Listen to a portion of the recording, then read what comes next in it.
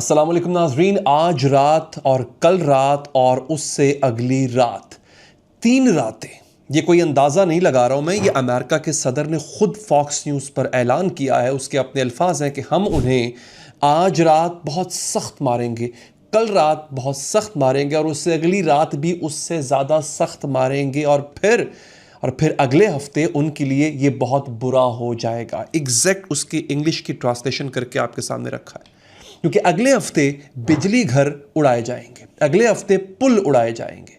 बिजली घर पुल, ये मिसाइल लॉन्चर नहीं है, ये रडार नहीं है ईरान के। बिजली घर वो जगह जहां से हॉस्पिटल को बिजली जाती है, पुल वो चीज़ है जिस पे से बच्चे स्कूल जाते हैं, दो शहरों का आपस में राब्ता रहता है। और ट्रंप कह रहा है कि हम उनके तमाम बिजली घर ख़त्म कर देंगे, हम उनके तमाम पुल तबाह कर देंगे जब तक वो मेज़ पर ना आ जाएं। और जब उससे पूछा गया कि ये कब तक चलेगा, तो उसके अल्फाज थे कि जब तक मैं ना कहूँ कि बस काफ़ी हो गया। लेकिन दोस्तों, आज मैं आपको एक ऐसी बात बताऊंगा जो इस पूरे दावे की हवा निकाल देती है। कैसे? आपने मेरे साथ बने रहना है, क्योंकि सिर्फ 24 घंटे पहले इसी शख्स ने एक और बहुत बड़ा ऐलान किया था और 24 घंटे के अंदर उसने अपना वो ऐलान वापस ले लिया है बड़ी खामोशी से। और उस वापसी की कहानी आपको बताएगी कि इस जंग में असल दबाव किस पर है। तो आइए आगाज़ करते हैं, लेकिन उससे पहले एक दरख्वास्त आपसे रहती है कि आप यहाँ पर सब्सक्राइब तो कर ही रहे हैं मुझे। फेसबुक पर मैं लाइव आता हूँ, जहाँ पर मैं लाइव कॉल्स लेता हूँ, आपके तजिए भी शामिल करता हूँ। तो अगर आप मुझे फेसबुक पे लाइव बात करना चाहते हैं मुझसे, तो सिर्फ फॉलो नहीं करना फेसबुक पेज को, आपने उसको सब्सक्राइब भी करना है। अच्छा, अब पहले समझिए कि यह धमकी आई कहाँ से। ईरान ने MOU से बाकायदा दस्तबरदारी का ऐलान कर दिया, यानी वो मुआहदा जो जून में हुआ था जिसने जंग रोकी थी, अब वो मर चुका है। और उसके चंद घंटों के बाद ट्रंप का ये बयान आ गया। अब देखिए ज़मीन पर, ग्राउंड लेवल पर क्या हो रहा है। सिर्फ 3 रातों में अमेरिकन जंगी तैयारों और जंगी जहाज़ों ने 300 से ज़्यादा ठिकानों को निशाना बनाया। ये खुद अमेरिकन फ़ौज का अपना हिसाब है। और नतीजा क्या निकलता है कि ईरान की वजारत सेहत के मुताबिक सिर्फ एक रात के हमलों में 260 से ज़्यादा लोग ज़ख्मी होते हैं। और ईरानी हुकूमत की तर्जुमान है फातिमे मोहरजानी, उन्होंने बताया कि हालिया दिनों में 30 से ज़्यादा लोग शहीद भी हुए हैं। और एक अमेरिकन प्रोजेक्टाइल ने होर्मुज़गान सूबा जो है उनका, उसके कस्बे में 3 आम शहरियों की जान ली है। और किश आइलैंड पे एक बिजली घर को नुकसान पहुंचा। यानी ट्रंप ने जो अगले हफ्ते की धमकी दी थी, उसकी शुरुआत पहले हो चुकी है। अब यहां पर एक बहुत ज़रूरी बात आती है। CNN ने अपनी रिपोर्ट में एक नुक्ता लिखा जो याद रखना बहुत ज़रूरी है। वो कहता है ये पहली बार नहीं कि ट्रंप ने बिजली घरों और पुलों पे हमले की धमकी दी हो, और वो अक्सर ऐसी सख्त धमकियां सिर्फ मुज़ाकरात के हथियार के तौर पर इस्तेमाल करता है, बिना उन पर अमल किए। यानी ये एक धमकी असल प्लान भी हो सकती है और सिर्फ एक ब्लफ भी हो सकती है। और जैसा मैं आपको अभी दिखाऊंगा, पिछले 48 घंटों का रिकॉर्ड दूसरी बात की तरफ इशारा करता है कि ये एक ब्लफ भी हो सकता है या फिर डेफिनेटली एक असल में हकीकत में भी हो सकता है। अब देखिए ईरान ने जो जवाब दिया वो क्या था, ये बहुत इंटरेस्टिंग होने जा रहा है। और ये जवाब एक मुल्क की धमकी नहीं है, बल्कि पूरी दुनिया के लिए एक पैगाम है। अमेरिका ने ईरान की बंदरगाहों पे नाकाबंदी दोबारा लगा दी है, और उसके जवाब में ईरान की रेवोल्यूशनरी गार्ड IRGC ने एक बयान जारी किया है। जुमला सिर्फ एक है मगर काट का जुमला है। कहते हैं इस खित्ते से तेल और गैस की बरामद, एक्सपोर्ट या तो सबके लिए होगी या किसी के लिए नहीं होगी। इस जुमले को दोबारा सुनिए, या तो सबके लिए या किसी के लिए नहीं। इसका मतलब यह है, ईरान कह रहा है कि अगर तुम मेरा तेल रोक सकते हो तो मैं सबका तेल रोक दूंगा। और ये कोई खाली धमकी नहीं है, क्योंकि हुर्मुज़ आम दिनों में दुनिया के तेल और कुदरती गैस की तिजारती जो हब है उसका 5वां हिस्सा वहां से गुजरता है। और IRGC ने साफ कहा है कि मुजाहिदीन की जवाबी कार्रवाइयां जारी रहेंगी और हुर्मुज़ की आबनाई बंद रहेगी जब तक अमेरिका अपनी जारहाना कार्रवाइयां बंद नहीं करता। और ईरान के UN में सफ़ीर आमिर सईद इरावानी ने कहा है, UN के सरबराहों को ख़त लिखा है, बल्कि उस खत में सिर्फ एक जुमला जो है वो सब कुछ कह देता है। वो कहता है अमेरिका जा रहे हैं, अग्रेसर है, मजलूम नहीं है। और अब मैं आपको वो कहानी जो इस पूरी वीडियो का सबसे अहम हिस्सा है। आपको याद है पिछले हफ्ते ट्रंप ने क्या ऐलान किया था? उसने कहा था कि अमेरिका हुर्मुज़ का मुहाफिज बनेगा और हर जहाज के माल पे 20% भत्ता वसूल करेगा या फीस वसूल करेगा। पूरी दुनिया हैरान रह गई। अब सुनिए उसके बाद क्या हुआ। सोमवार को, पीर को उसने ये ऐलान किया और मंगल को, अगले दिन, नाकाबंदी दोबारा लगाने से चंद घंटे पहले उसने 20% वाली फीस का प्लान जो है वो छोड़ दिया। एक सदर पूरी दुनिया के सामने एक नए टैक्स का ऐलान करता है, 24 घंटे के अंदर अंदर उसको वापस ले लेता है। क्यों? यहां पर जवाब और भी दिलचस्प हो जाता है।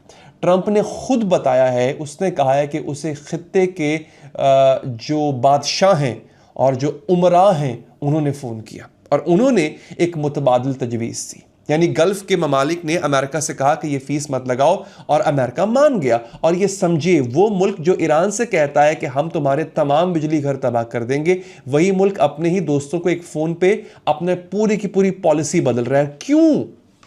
क्योंकि ईरान के पास एक और पत्ता भी है। अगर ईरान ने कतर की जो गैस फील्ड है, जहां से पूरी दुनिया को गैस जाती है, 31% गैस जो है वो कतर पूरी करता है पूरी दुनिया का, अगर वो तबाह कर दिया तो दुनिया को गैस नहीं मिलेगी दोस्तों।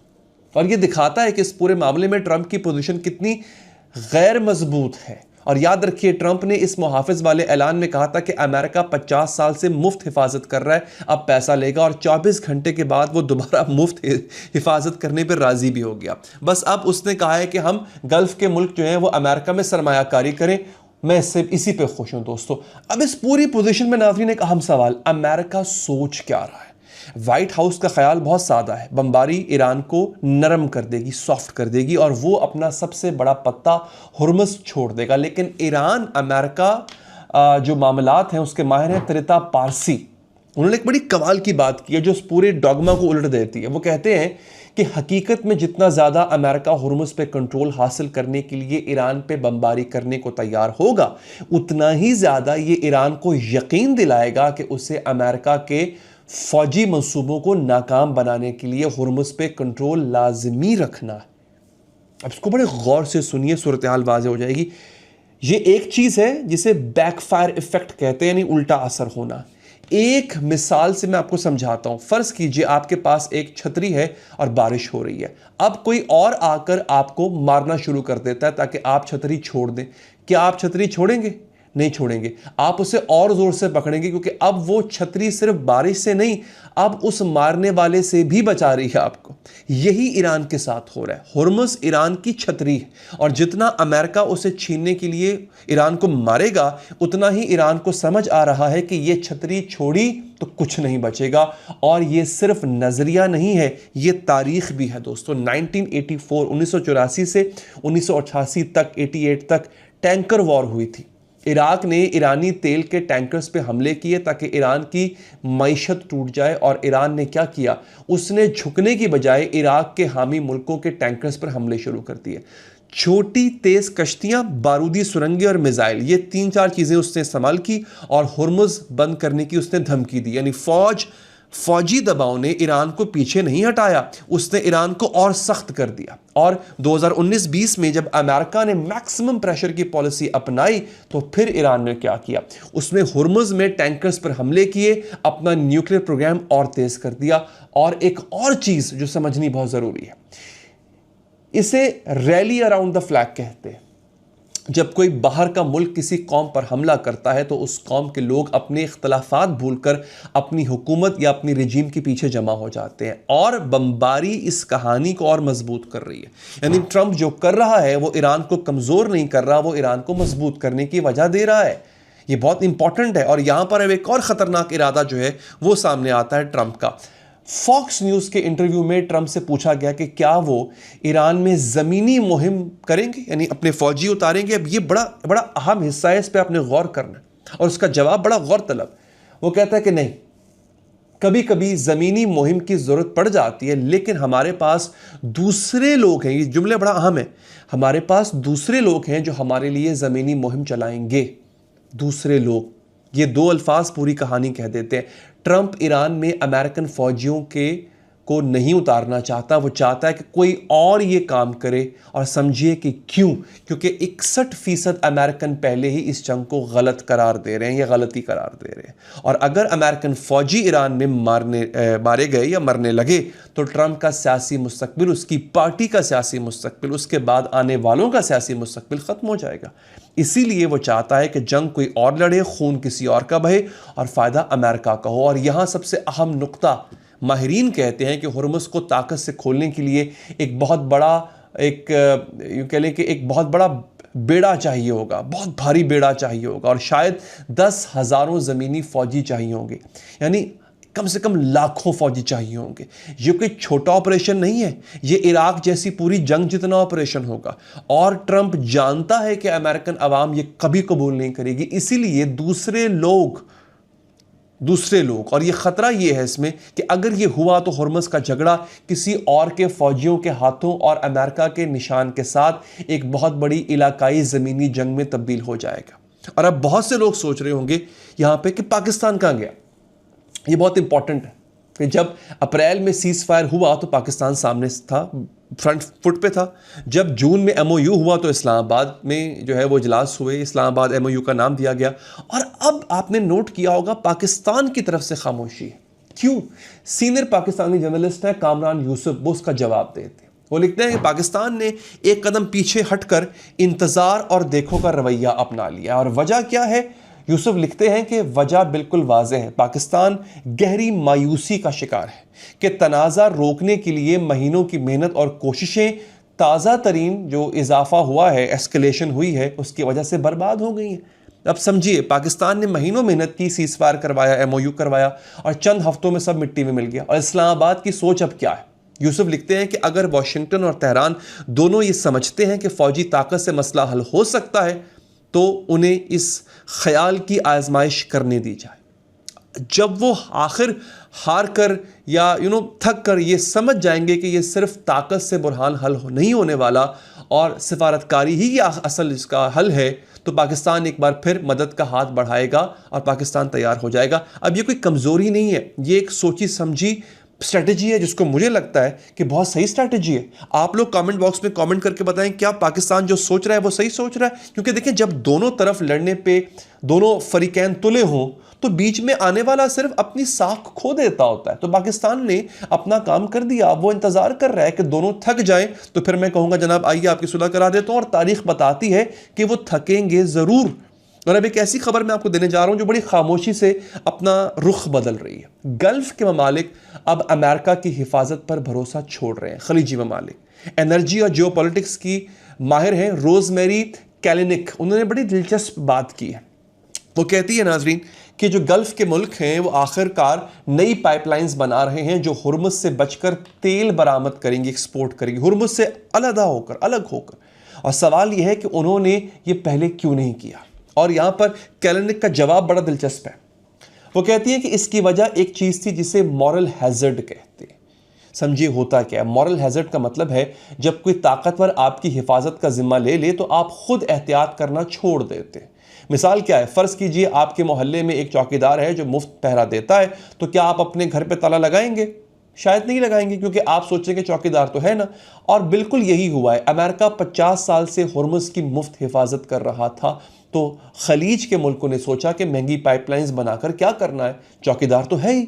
और अब क्या हुआ है? अब जब चौकीदार ने खुद 20% मांग लिया है और जब ईरान ने कह दिया है कि वो जब चाहे रास्ता बंद कर सकता है, तो फिर उनकी आंखें खुली हैं। और कैलिनिक बताती हैं कि पाइपलाइंस टैंकर्स से कहीं हद तक बेहतर हैं। क्यों? क्योंकि पहला नंबर 1 ये कि पाइपलाइंस की मरम्मत सस्ती होती है और आसान होती है, जबकि टैंकर 10 से 20 करोड़ डॉलर का होता है। दूसरा और सबसे अहम, पाइपलाइन पे हमले में कोई इंसान नहीं मरता, सिर्फ पाइपलाइन फटती है। और यही सबसे बड़ी वजह रहती है कि जहाज़ जो है वो हुर्मुज़ से गुजरने से जो ख़तरा मोल लेते हैं, तो जो जहाज़ रानी के माहिर होते हैं, मल्लाह जो होते हैं, वो इनकार कर देते हैं क्योंकि उन पर हमला हो सकता है। तीसरा, पाइपलाइंस ईरान से दूर होंगी, यानी फ़िज़ाई दिफा को जवाब देने का मौका मिल जाएगा, टाइम मिल जाएगा। अब सोचिए कितना बड़ा मोड़ है। 50 साल खलीज अमेरिका की छतरी के नीचे रहा और अब वो अपनी छतरी खुद बना रहा है, और जब छतरी अपनी हो जाए तो चौकीदार की जरूरत खत्म हो जाती है। यानी ट्रंप ने जो 20% मांगा था उसने अमेरिका का सबसे बड़ा असासा ही खतरे में डाल दिया है, उसकी अब जरूरत ही खत्म हो गई है। तो 20% तो छोड़ें, अब तो मुफ्त में भी अगर अमेरिका हिफाजत की बात करेगा तो खलीजी ममालिक कहेंगे हमें नहीं चाहिए भाई। और इस पूरे तनाव में एक नई धमकी आई है। 14 जुलाई को इजरायली वज़ीर-ए-आज़म नेतन्याहू ने डिमोना का दौरा किया। अब ये बहुत इंपॉर्टेंट खबर मैं आपके सामने रख रहा हूं नाज़रीन। डिमोना इजराइल की सबसे हसास न्यूक्लियर तंसीब है, और वहां उसने ईरान को वार्निंग दी कि हम पे हमले के बारे में सोचें भी नहीं, क्योंकि हमारा जवाब पहले से कहीं ज़्यादा ताकतवर होगा। और इसके फ़ौरन बाद IRGC के एक सीनियर जनरल ने जवाब दिया कि ईरानी मीडिया के मुताबिक उसने कहा कि अगर ज़रूरत पड़ी तो हम अपनी फ़ौजी कार्रवाइयाँ बढ़ा देंगे और आपको एक ऐसी हथियार से शिकार करेंगे जो पहले कभी नहीं देखी होगी। और फिर वो जुमला, डिमोना अब नहीं रहेगा। या मैं आपको बड़ी साफ बात बता दूं, ये एक धमकी है, एक बयान है। ऐसी धमकियां दोनों तरफ से बरसों से आती रही हैं, उनमें ज़्यादातर पे फिलहाल अमल नहीं हुआ।